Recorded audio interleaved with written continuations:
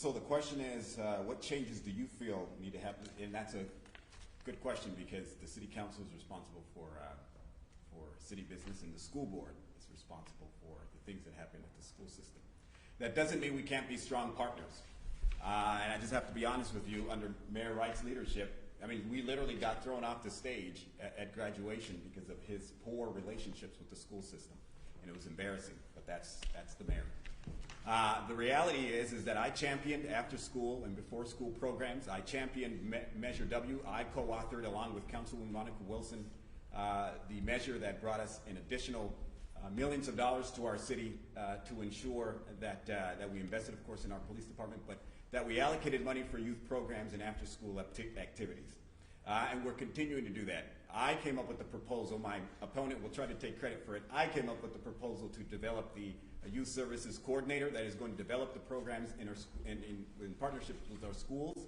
And I led the effort for the youth services task force so that we can examine all of these issues so that we can invest in our young people. The reality is that while you cite these statistics from the school system, there's preliminary data that's showing that if children are engaged, like in the BSU or on their high school campuses, their outcomes and all of the figures that you just described increase. And so those are the things we need to be investing in as a city, and we can't be shy about that. We have to invest in these programs. But let me tell you, it takes a lot of hard work, and it takes votes. And not everyone agrees with these ideas. And so we've invested some money, and we're working hard day and night to push more money to ensure that our young people have the services that they need. The school district, Mr. Mendez is correct, cut $1.8 million out of their school budget. They specifically cut counselors, they specifically cut librarians, they specifically cut career technical educators, and these are the things that our young people need. But guess what? Mysteriously, the city and the school district, hired 6 police officers to put on our campuses in a school system that is less than 22% white students. Mr. Thorpe, thank you very much. I just want to make my point clear. Mayor Wright? Yes, thank you. This is an important question. Education is extremely important. This is a school board question, and the question from the city council is, how do we support them? And so, as we go through and support, I have been working with the school district to be able to create work-based learning opportunities through the Chamber of Commerce and also my direct relationships with the school district, to be able to give our youth opportunities to be able to find that relevant information as to why the things they're learning actually mean something to them, to be able to give them the opportunities to be able to go out to our businesses, to be able to put into place the things that they're learning. And so I'm working with that. Last year we created over 2,000 opportunities for our high school students to interact with businesses in our community. And we continue to do that. And that's part of the relationships that I do have with our school district.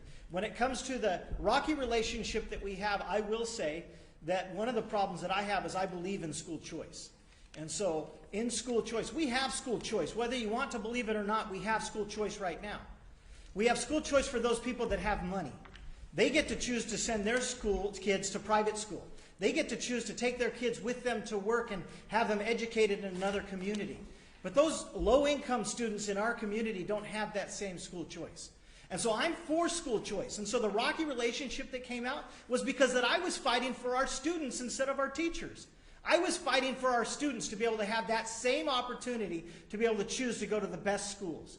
Rocket Ship Charter School came into our community. Over 90% of the youth that go to Rocket Ship Charter School are children of color. And they have totally, their test scores have gone up. Their reading capacity has increased. These are opportunities for youth in our community to be able to have a choice. And so yes, I stand behind that and what I did. And I did take some punishment because I stood for our children during that time. And I will always stand for our youth over our teachers when it comes to that opportunity to be able to have choice. We need to be able to have more opportunities for our students to be able to see teachers that look like them. We need to be able to have opportunities for our youth to find mentors in the classrooms that they feel are people that look like them, that give them that inspiration. And so why is that not happening? It's not happening because of 2 reasons. Number one, we have unions that give tenure to teachers. And so we have older teachers that if they want to continue teaching cannot be replaced. And so they stay, and it's tough to replace those teachers. The other reason is that some of our young students that are leaving Antioch to go off to colleges don't want to come back. We need to create a community that they want to come back to, that they want to give back to, so that as they go off to college and get those degrees and become teachers, they want to come back and teach in this community, because we need more of them to come back and to be examples and mentors for the kids in our community. Thank you, Mayor Wright.